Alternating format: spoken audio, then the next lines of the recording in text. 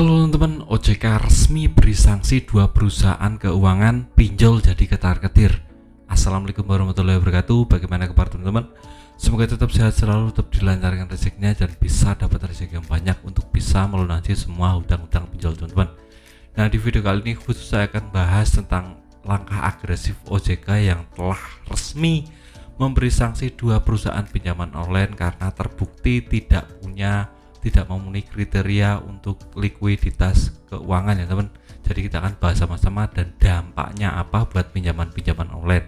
Itu lebih sangat masif sekali ya teman. Jadi mohon simak video sampai habis. Yang pertama, OJK telah resmi menjatuhkan PKU atau sanksi pembatasan kegiatan usaha kepada yang namanya PT Sarana Viar Ventura.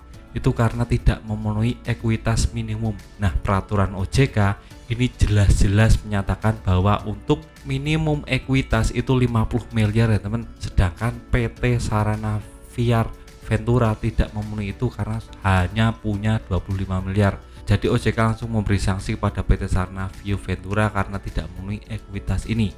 Nah, dampaknya apa Bang? Dampaknya sangat besar sekali buat PT Ventura ini karena tidak boleh melakukan penyaluran investasi, tidak boleh menjual aset, tidak boleh mengalihkan liabilitas pada perusahaan lain, dan tidak boleh menerbitkan surat utang, dan lebih parahnya lagi tidak boleh bekerjasama dengan pinjaman online atau bank-bank yang lain. Dan ini sangat mematikan usaha sekali ya teman. Jadi ke depan mungkin PT Ventura ini akan bangkrut dan dicabut izinnya dan harus melunasi semua yang berkaitan dengan keuangannya. Neraca keuangannya harus diperbaiki, semua karyawannya dipecat, diberhentikan, dan PT ini dinyatakan bangkrut ya teman. Jadi OJK sangat agresif sekali masalah pendanaan ini. Jadi kalau dananya cekak, tahu-tahu nanti akan langsung dicabut izinnya karena tidak sesuai dengan ketentuan OJK. Itu yang pertama. Untuk yang kedua adalah PT Jamkrida Babel. Nah, ini juga sama kasusnya ya teman. Jadi likuiditasnya sekarang tidak memenuhi untuk yang namanya minimumnya kan 50 miliar, sedangkan PT Jamkrida Babel ini hanya punya 25 miliar, jadi kurang banyak sekali dan tidak bisa memenuhi ini.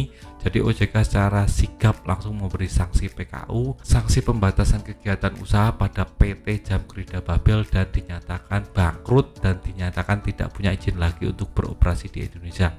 Nah, sekarang dampaknya apa buat pinjaman online Bang? Nah, dampaknya adalah OJK sekarang lebih agresif sekali dalam mengecek atau menginvestigasi neraca keuangan dari perusahaan-perusahaan keuangan, terutama perusahaan yang memberikan investasi, memberikan jaminan keuangan, dan ada timbal baliknya seperti pinjaman online atau perusahaan pembiayaan lainnya, multi finance juga ya teman. Jadi ke depan pinjaman online kalau tidak berhati-hati dengan yang namanya permodalan atau likuiditas ekonomi dalam keuangannya, maka ke depan akan banyak yang dibangkrutkan oleh OJK dan dicabut izinnya. Nah, kita tahu untuk tahun ini saja hanya 100 pinjaman online teman. Padahal tahun kemarin ada sekitar 160-an pinjaman online dan sekarang tinggal 100. Jadi 60 sudah dicabut izinnya OJK. Jadi OJK sangat agresif masalah ini. Nah, tahun ini prediksi saya mungkin sekitar 20 pinjaman online yang akan dibangkrutkan, dicabut izinnya oleh OJK.